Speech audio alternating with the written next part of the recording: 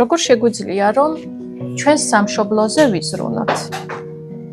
მას არ უნდა დავყაროთ ნაგავი, არ უნდა მოვჭრათ ხეები.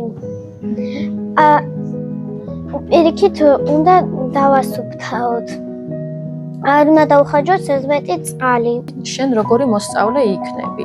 ეს გავლენას ახდენს შენ სამშობლოზე? დიახ. როგორ გავლენას ახდენს? სწავლობ უფრო მეც და ვიცი როგორ უნდა მოვიქცე. ბარბარე, შენ როგორ ფიქრობ? ბავშვებმა რატომ უნდა ისწავლონ კარგად? ან წიგნები რატომ უნდა წაიკითხონ? მას უფრო ჭკვიანები გამოვლენ და გმირობა იმას არ ნიშნავს, რომ ეს რაღაცა ვქენი და იმას აბა რას დავარყი. ნიშნავს გმირობა? მას სწავლას და სხვის დახმარებას, სხვას რო გვერდში დავდგები და არ მიატოვებ და მერს რო ისწავლის, სუათიანებზე რო ისწავლი. რაში სჭირდება ცოდნა ადამიანს? მას მომავალში ვინმე მაგალითად სამსახურს რო დაიწყებს, იმის ნასწავლი აუცილებლად გამოადგება. მაგალითად მოლარედ მათემატიკა ძალიან გამოადგება. ან კიდე თქვათ მაღაზიაში შევიდა და რაღაც ყიდვა უნდა. იმას თუ არ აქვს ნასწავლი, ის შეიძლება მოადგოს. აი მაგ ყველაფერს სკოლაშიც ისწავლის ბავშვი. ამდენი წიგნის წაკითხვა რაში გჭირდება? მას იქ რო რაღაცას დავიკითხავთ, დავუმახსოვრთ და მომავალში ის გამოგვადგება.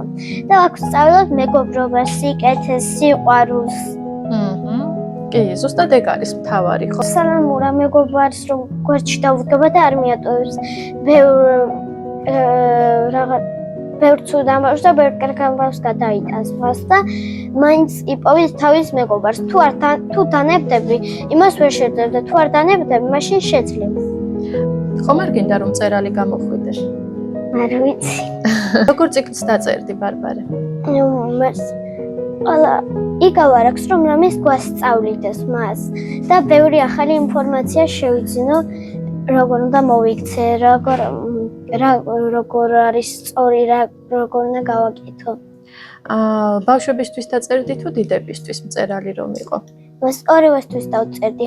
ყველას სჭირდება ახალი ინფორმაცია. ესე იგი დიდებისთვისაც დაწერდი, ხო? დიახ. რას ეტყოდი ბავშვებს და რას ეტყოდი დიდებს? მას ბავშვებს იმას ვეტყოდი, რომ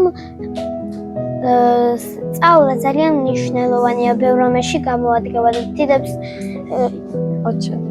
ვეტყოდი, რომ უფრო ბავშვებსაც სჭირდება და დიდებს უკანასწავლია, მაგრამ უფრო ბევრი ინფორმაცია შეიცნო.